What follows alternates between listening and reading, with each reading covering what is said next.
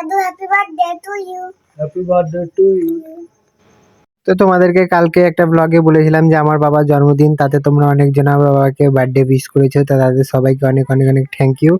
তো দেখো, আমি কাজ থেকে আসার সময় বাবার জন্য এই ছানার কেকগুলো নিয়ে এসেছিলাম, মানে কাজ যখন আমার ছুটি হয়েছিল তখনই আমি কেকটা এনেছিলাম 3টে সাড়ে 3টের দিক করে যখন আমি বাড়ি আসছিলাম, তখনই এই ভিডিও শ্যুটটা একটু নিয়ে রেখেছিলাম যে দেখাবো তোমাদেরকে।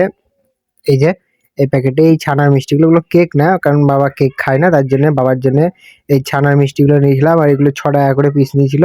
তো সেইটা দিয়েই সন্ধ্যাবেলায় আমার ভাগনা আমার বাবাকে আর মাকে কেকটা খাইয়ে দিল। বাবার জন্মদিন ছিল, কারণ বাবার পুরোপুরি 60 বছর বয়স হয়ে গেল। আর এই যে আমার দিদি ক্যামেরা দেখে হাসছে, আর আমার ভাগনা বলছে আমি আর একটা কেক নিবো, তখন বাবা বললো আমার কাছ থেকে নিয়ে অর্ধেক দেখে নে, এত খাবো না।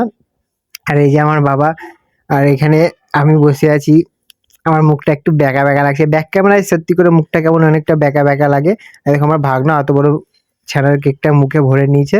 আর এখানে 3টে কেক ছিল, তাই আমি বললাম আমি এত খাবো না, দিদি একটু একটা নিয়ে নে। তো মাকে একটা প্রথমে দিলাম, মা বলছে আমি খাবো না, দিয়ে বাবাকে বললাম তুমি নিয়ে নাও কেকটা।